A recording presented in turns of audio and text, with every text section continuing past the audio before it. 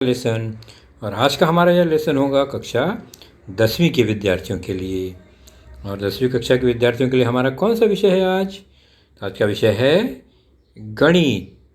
गणित में भी भाग दूसरा, जो कि ज्योमेट्री या भूमिति कहलाता है। और इस पुस्तक से हमारा आज का जो लेसन होगा वह होगा पाठ दूसरा, पाइथागोरस का प्रमेय, जिसमें आज हम पहला भाग देखेंगे। Pythagoras theorem part 1। और इसके अंतर्गत हमारा आज का जो घटक होगा वह होगा पाइथागोरियन ट्रिपलेट, अर्थात पाइथागोरस के त्रिक। तो ये पाइथागोरस के त्रिक हैं क्या, और पाइथागोरस का प्रमेय क्या कहता है, इसको जानने का प्रयास करेंगे हम आज। और मैं हूँ आपका वर्चुअल मार्गदर्शक Ajay Kumar Maurya, MCGM virtual classroom Dadar से। तो सबसे पहले हम कुछ याद करें जो हमने 9वीं कक्षा में सीखी है, थोड़ा सा रिवाइज करेंगे और फिर हम आगे बढ़ेंगे। हमने देखा त्रिभुजों को, न्यून कोण त्रिभुज, एक कोण अधिक हो गया अधिक कोण त्रिभुज। और हमने त्रिभुज देखा है जिसमें एक कोण समकोण हो गया, तो वो हो गया समकोण त्रिभुज, बराबर। तो ये समकोण त्रिभुज की बहुत खासियत है और इसी त्रिभुज पर हमारे इस पाठ में बहुत कुछ बताया गया है, प्रमेय बनाए गए हैं। तो हमारा जो ये लेसन होगा सब समकोण त्रिभुज पर कहीं न कहीं आधारित होगा। आखिर इस समकोण त्रिभुज में क्या खास बात है? तो समकोण त्रिभुज में समकोण के सम्मुख भुजा को कर्ण कहते हैं। यानी पहली बात तो इसमें एक भुजा ऐसी है जो कर्ण है, बाकी त्रिभुज में भुजाओं का कोई नाम नहीं होता, लेकिन समकोण त्रिभुज में स्पेशल नाम है एक भुजा का, जो कि समकोण के सामने होती है, जिसे हम कर्ण कहते हैं। और खासियत क्या है इसकी? इसकी खासियत ये है कि इस त्रिभुज की तीनों भुजाओं के लंबाइयों में एक बहुत गहरा संबंध है, और इसी गहरे संबंध पर आधारित बहुत सारे प्रमेय बने हुए हैं। और हमारे दैनिक जीवन में भी इसका बहुत उपयोग है। इस संबंध का कंस्ट्रक्शन से लेकर बहुत जगह आप देखेंगे, ऐसे बहुत सारे दैनिक जीवन में हम उदाहरण देखेंगे जहाँ पर कहीं न कहीं समकोण त्रिभुज और उससे संबंधित भुजाओं की लंबाइयों से संबंधित उदाहरण मिलते हैं।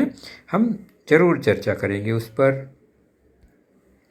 तो समकोण त्रिभुज बहुत स्पेशल त्रिभुज है।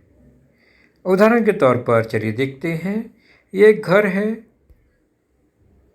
और इस घर में कुछ इमरजेंसी आ गई बच्चों, और यहाँ पर रोड से इस बालकनी तक सीढ़ी बनानी है।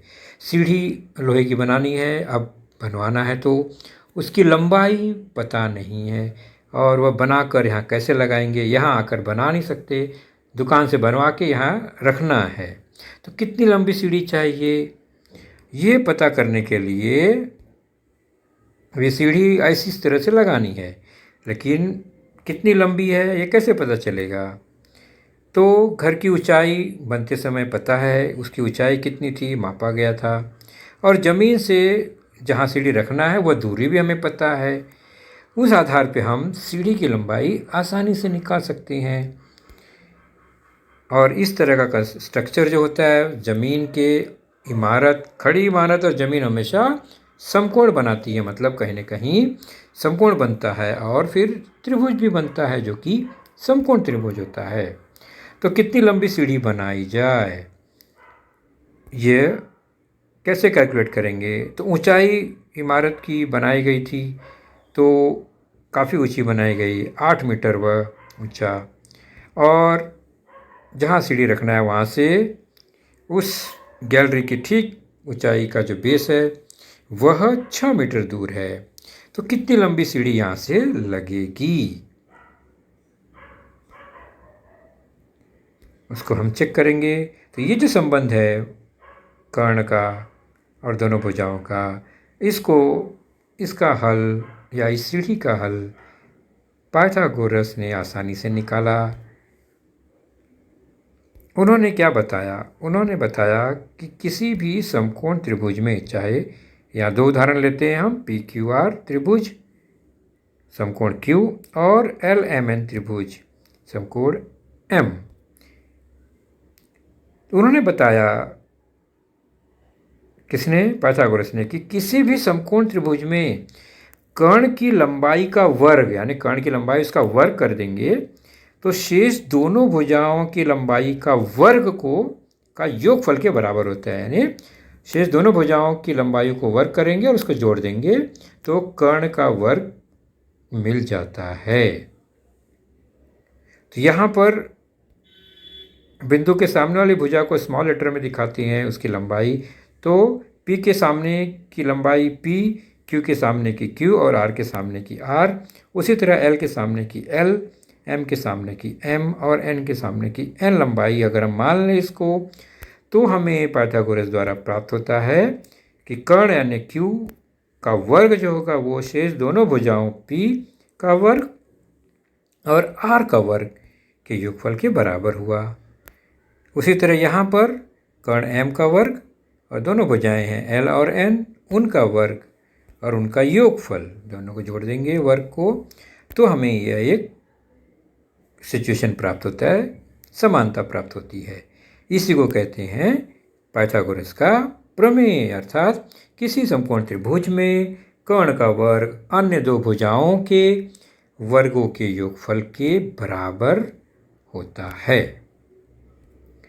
तो आपने पाइथागोरस प्रमेय अभी जाना कि समकोण त्रिभुज में, इस शाब्दिक देख लीजिए किस तरह से इसे लिखा जाएगा, समझा जाएगा कि समकोण त्रिभुज में, बहुत आसान है ये, इसे रटने की जरूरत नहीं है। समकोण त्रिभुज में कर्ण का वर्ग अन्य दो भुजाओं के वर्गों के योगफल के बराबर होता है। अब हम चलते हैं उस सीढ़ी वाले मैटर को सॉल्व करते हैं। कुछ इस तरह से रचना बनेगी, पी क्यू ऊंचाई है और आर से क्यू आर दूरी जो है सड़क से दूरी उसकी, और पी आर सीढ़ी हो गई और हमें ज्ञात करना है सीढ़ी की लंबाई। हमने देखा ज़मीन से दूरी, सड़क से दूरी 6 और ऊंचाई जो है वो 8 मीटर है।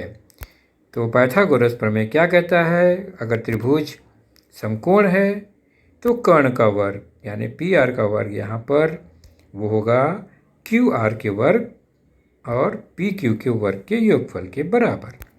मान दिया ही गया है, क्यू आर दिया गया है 6, तो 6 का वर्ग, पी क्यू दिया है 8, 8 का वर्ग, हल करेंगे 6 का वर्ग 36 प्लस 8 स्क्वायर 64, दोनों को जोड़ देंगे 36 प्लस 64 इज इक्वल टू 100, 100 हो गया। यह है पी आर का वर्ग, ये वर्ग है, तो अब हम पी आर का वर्ग के वर्गमूल निकालेंगे तो पी आर बराबर 100 का भी वर्गमूल निकालेंगे, वो हो जाएगा 10। तो पी आर की लंबाई 10 यानी सीढ़ी होनी चाहिए, 10 मीटर लंबी सीढ़ी बना के लाएंगे और वहाँ रख देंगे तो पहुँच जाएंगे गैलरी तक। तो यह सब एक उदाहरण था और पाइथागोरस प्रमेय द्वारा यह आसानी से हम ज्ञात कर सकते हैं। इसका मतलब ये हुआ कि 3 भुजा में से कोई भी एक भुजा की लंबाई अगर नहीं पता है तो हम तीसरी भुजा की लंबाई आसानी से प्राप्त कर सकते हैं समकोण त्रिभुज में।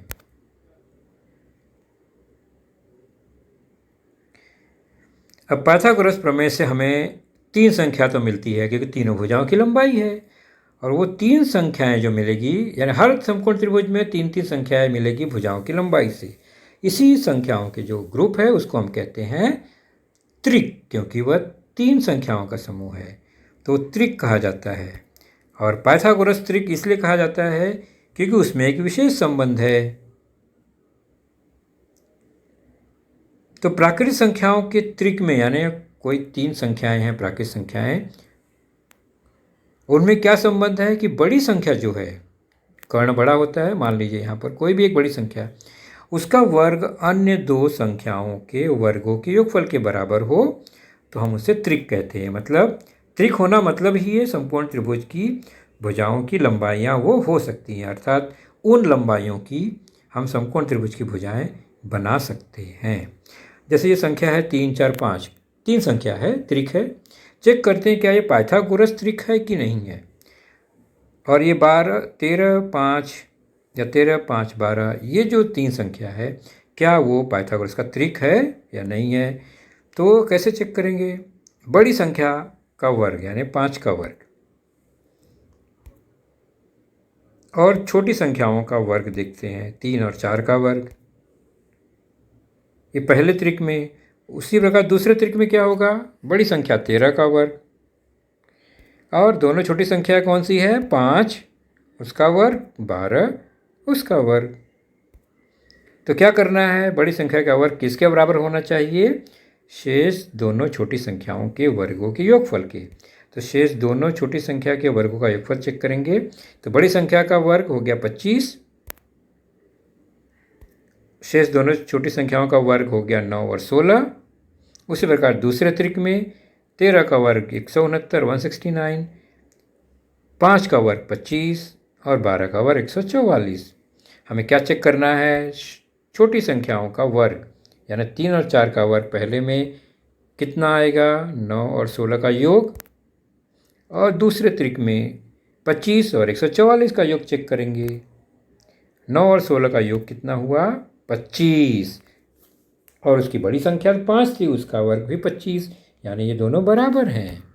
और यहाँ पर 25 और 144 ये भी 169 हो गए, और 169 13 का वर्ग, स्क्वायर ऑफ 13 इज 169, यानी दोनों बराबर है। बड़ी संख्या का वर्ग और छोटी संख्याओं के वर्गों का योगफल दोनों समान है, इसलिए हम कहेंगे कि ये 3, 4, 5 ये भी पाइथागोरस का त्रिक है, 13, 5, 12 ये भी पाइथागोरस का त्रिक है। अगर योगफल बराबर नहीं हुआ छोटी संख्याओं के वर्गों का तो वो त्रिक नहीं कहलाएंगे। और त्रिक में कोई विशेष क्रम नहीं है, आप किसी भी क्रम में इन तीनों संख्याओं को लिख सकते हैं। जैसे कि एक त्रिक है 17, 8, 15, उसको हम 15, 8, 17, क्रम से कोई फर्क नहीं पड़ता, बड़ी संख्या पहले होनी चाहिए ऐसा कुछ नहीं। कोई भी तीन संख्या हो उसमें बड़ी संख्या का वर्ग दो छोटी संख्याओं के वर्गों के योगफल के बराबर होना चाहिए।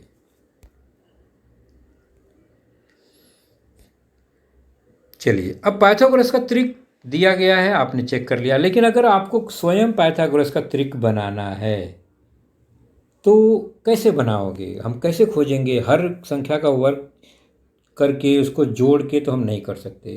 तो उसके लिए एक सूत्र है, बहुत सिंपल सा सूत्र है पाइथागोरस त्रिक प्राप्त करने का। मान लीजिए हम a और b कोई भी दो संख्या लेते हैं, तो क्या करेंगे, दोनों संख्या का वर्ग को जोड़ देंगे, यानी a का वर्ग b का वर्ग।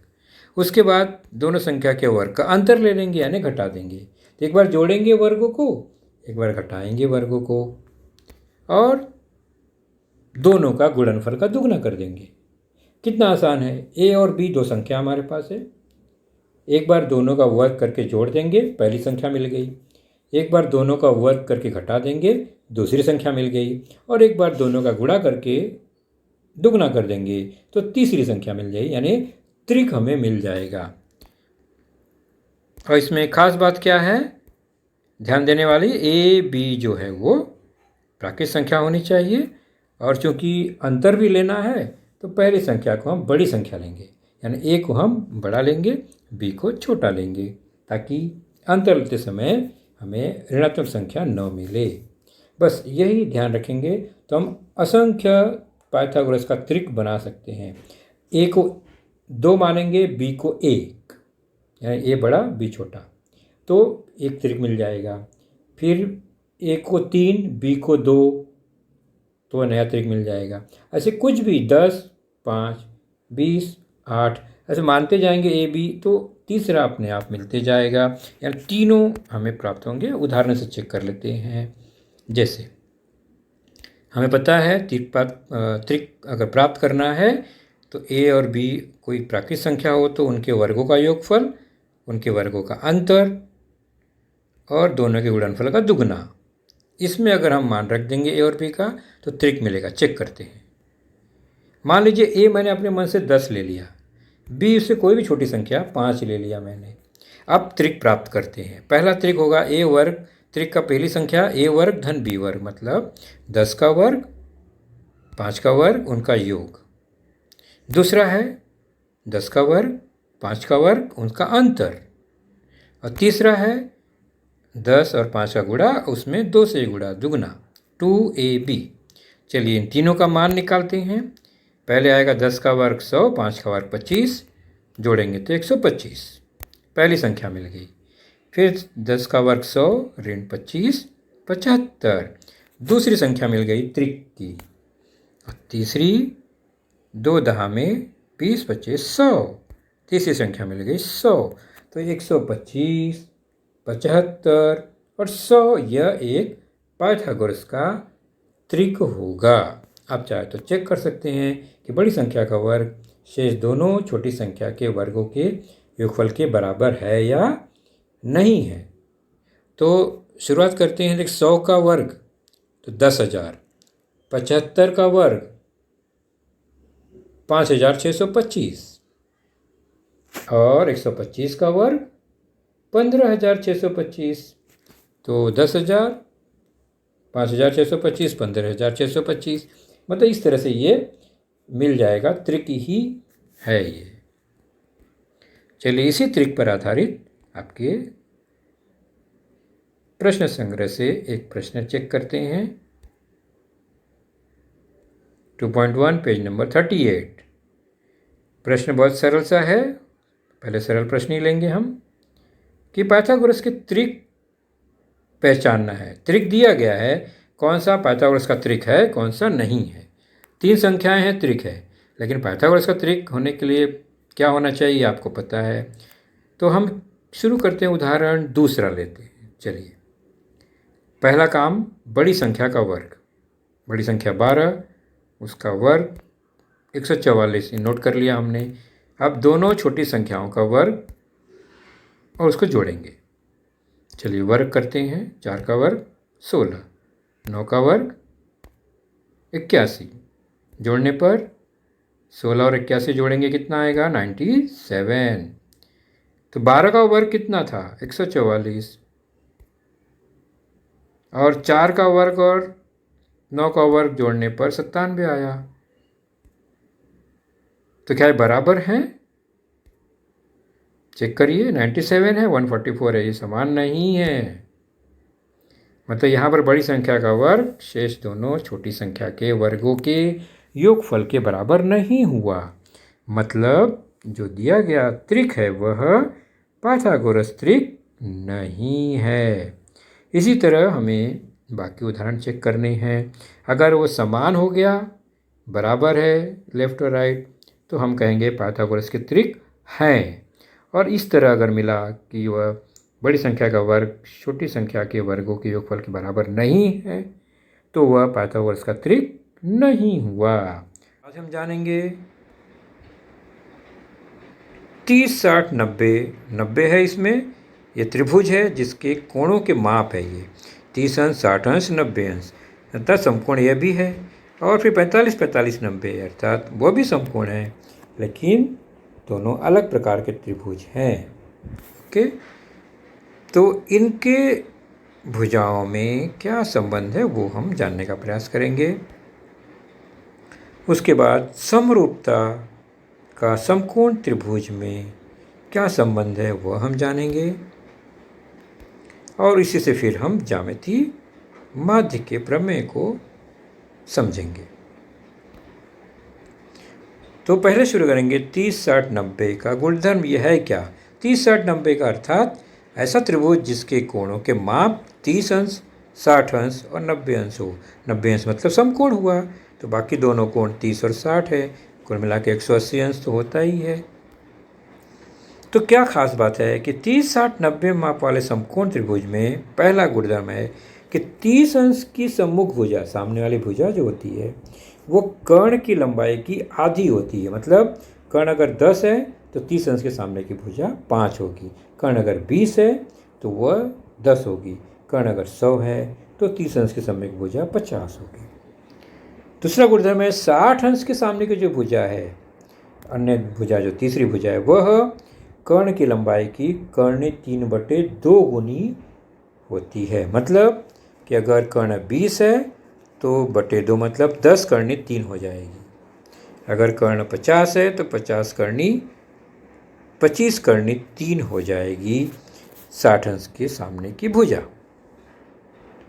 उदाहरण के तौर पर यह अगर त्रिभुज LMN है जिसमें M समकोण है और बाकी दोनों कोणों में से एक कोण 30 अंश का है L, दूसरा 60 अंश का है, तो हमें गुणधर्म मिलेगा 30 अंश के सामने की भुजा मतलब यहाँ पर MN। तो त्रिभुज खास बात क्या होनी चाहिए कि दोनों कोण समकोण के अलावा 30 और 60 होने चाहिए। तो जो 30 अंश के सामने की भुजा मतलब छोटी वाली भुजा जो है MN, वह सबसे बड़ी वाली भुजा मतलब कर्ण की आधी होगी, यानी 1/2 गुना कर्ण। तो छोटी वाली जो है 30 अंश के सामने की भुजा वह बड़ी वाली की आधी ही होगी 30, 60, 90 में।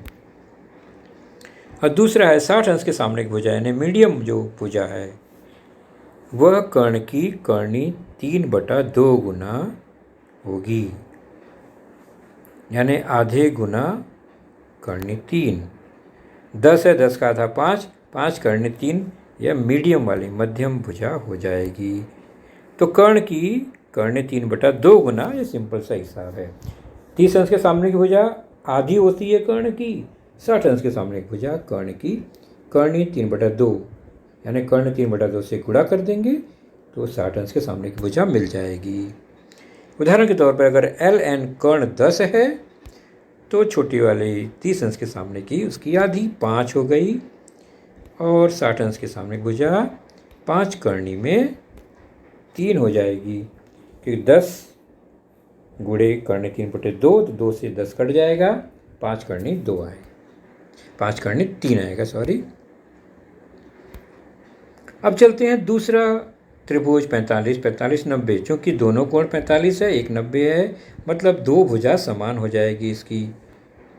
तो 45, 45, 90 माप वाले समकोण त्रिभुज में 45 के सामने की दोनों भुजा कर्ण की 1/2 गुना होती है।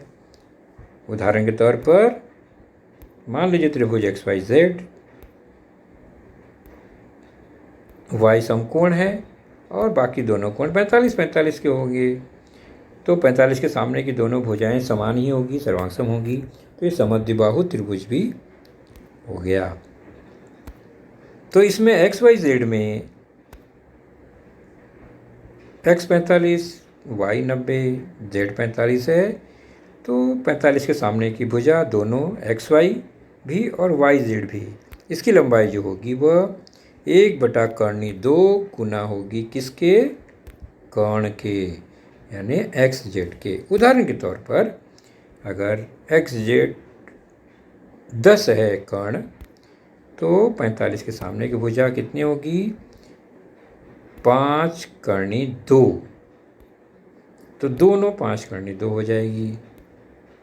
कैसे होगी यहाँ पर चेक कर लेते हैं। तो 1/2 गुना होगी किसके, कर्ण के, तो कर्ण 10 है यहाँ पर, इसको हम क्या करेंगे, 10 से गुणा किया तो 10/2 हो गया। कर्णी 2 नीचे हर में नहीं होना चाहिए, अपरिमेय हो गया, तो परमेयीकरण करेंगे, तो कर्णी 2 का गुणा दोनों तरफ करेंगे, हर्ष में भी हर में भी। तो नीचे कर्णी 2 हो गया, कर्णी 4 मतलब 4 का वर्गमूल 2 आएगा, और ऊपर आ गया 10 कर्णी में 2, नीचे आ गया 2, 2 से 10 कट जाएगा, कितनी बार, 5 बार, बच गया 5 कर्णी में 2। इस तरह हमें मिला कि 45, 45, 90 में 45 अंश के सामने की भुजा कर्ण की 1/1 कर्णी 2 गुना होती है।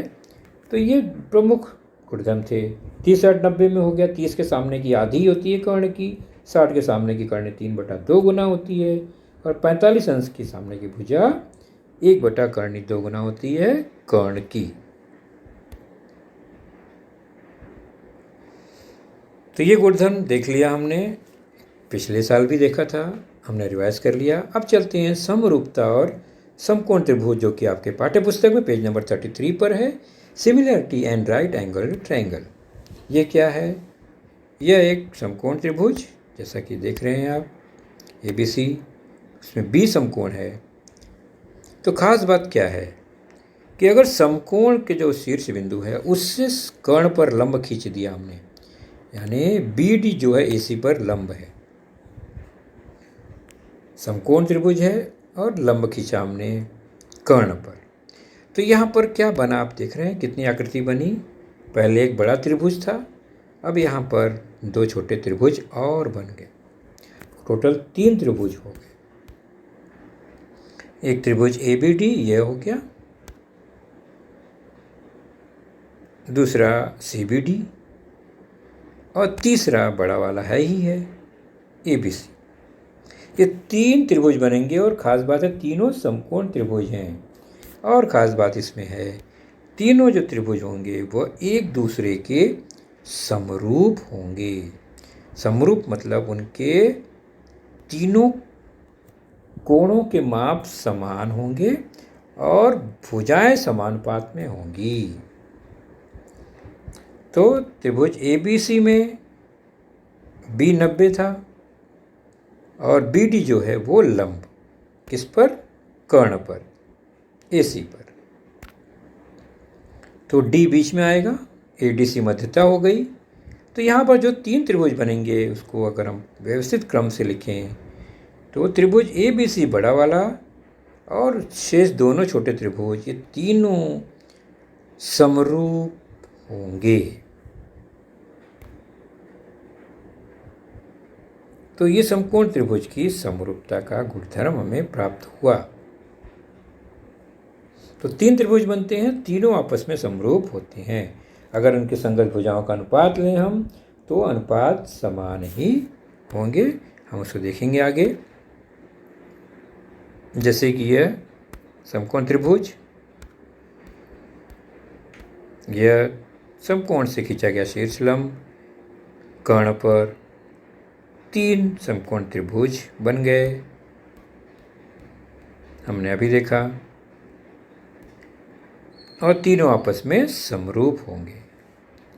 चलिए बड़ा त्रिभुज को छोड़कर अब देखते हैं, हम दोनों छोटे त्रिभुज को ले लेते हैं पहले। तो उसमें हमें गुणधर्म मिलेगा कि भुजाएं समानुपात में होंगी। समरूप होने का मतलब ही होता है समरूप त्रिभुजों की भुजाएं, संगत भुजाएं समानुपात में होती हैं। तो हम लेते हैं एक जोड़ी और चेक करते हैं एक नया गुणधर्म। मान लीजिए ADB में भुजा AD, तो BD उसकी संगत भुजा हो गई छोटे त्रिभुज की, इनका अनुपात हो गया AD/BD। तो संगत भुजाओं का अनुपात यह बराबर होगा किसके? दूसरी जोड़ी लेते हैं, भुजा DB, ABD की DB भुजा, वह उसकी संगत भुजा हो गई DC छोटे वाले त्रिभुज की, इनका अनुपात समान होगा क्योंकि ये समरूप त्रिभुज है। समरूप त्रिभुज में ये गुणधर्म मिलता है। अगर इसको हम व्यवस्थित करें, AD और DC का गुणा करें, तिरछा गुणा, तो वहाँ BD और DB का गुणा हो जाएगा। हर में BD और दूसरे पक्ष में DB।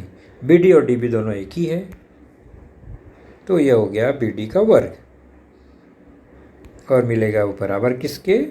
AD/DC।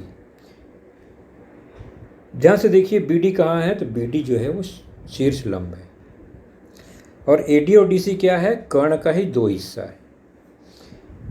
तो एक विशेष गुणधर्म मिल गया। भुजा की लंबाई 3 है, AD DC BD, लेकिन हमें 2 ही भुजा में वो मिल गया, यानी BD जो शीर्ष लंब था, AC कर्ण था। तो यहाँ विशेष गुणधर्म मिला। तो जब भी किसी एक भुजा का वर्ग 2 भुजाओं के, शेष 2 भुजाओं के गुणनफल के बराबर होता है, तो वह भुजा शेष 2 भुजाओं का ज्यामितीय माध्य कहलाता है।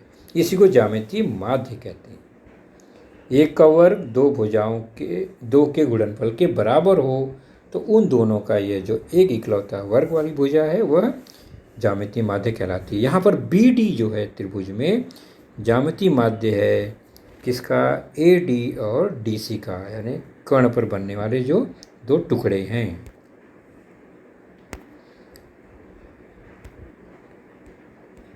तो हमने जाना ज्यामितीय माध्य, हमें नया शब्द मिला।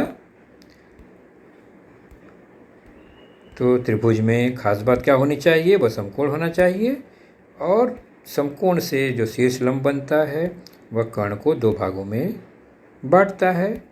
तो हमें गुणधर्म मिलता है ए डी गुणे डी सी, पहला टुकड़ा कर्ण का गुणे दूसरा टुकड़ा, बराबर शीर्ष लंब का वर्ग। उसको व्यवस्थित कर देंगे, शीर्ष लंब पहले लिख देते हैं, तो कुछ इस तरह से बन गया ए डी गुणे डी सी। इसी को कहते हैं ज्यामितीय माध्य।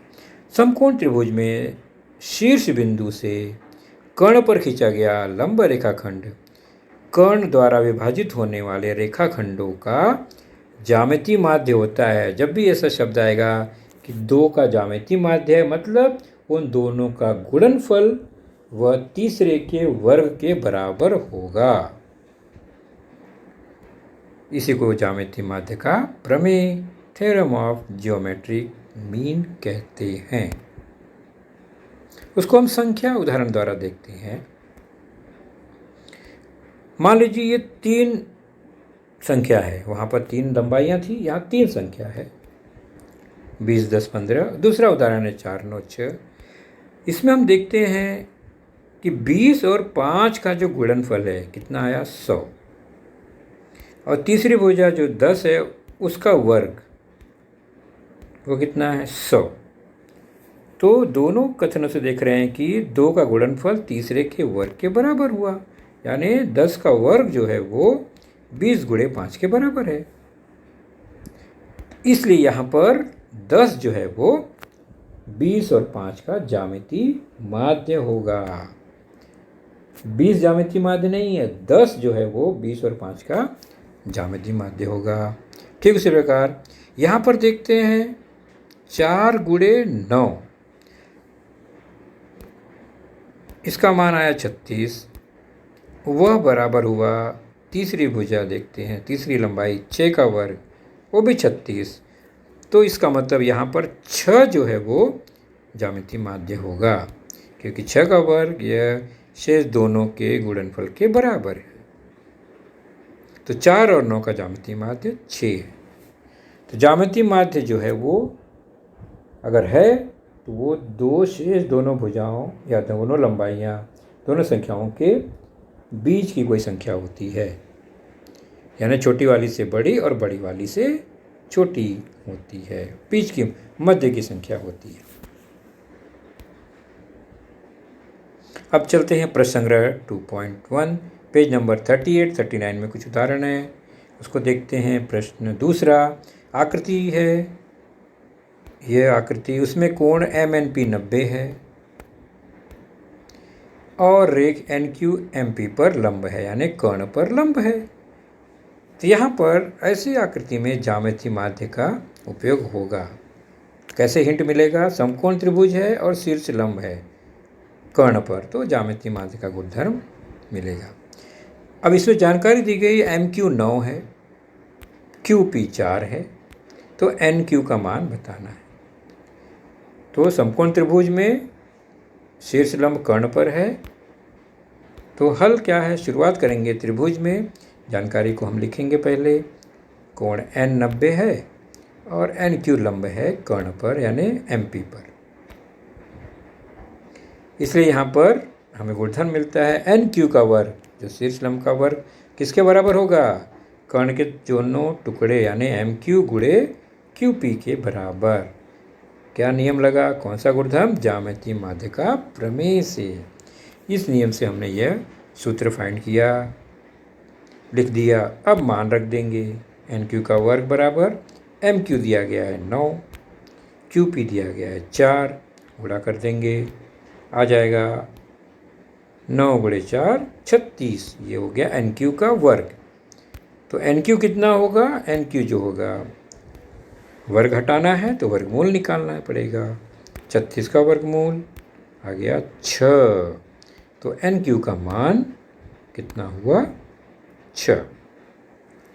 तो ज्यामितीय माध्य के प्रमेय से हमने ये निकाल लिया कि एन क्यू जो शीर्ष लंब है उसकी लंबाई 6 होगी। और एक उदाहरण देखते हैं, चौथा। इसमें आकृति में त्रिभुज PSR बनाया गया है और उस जानकारी के आधार पर RP और PS का मान बताना है।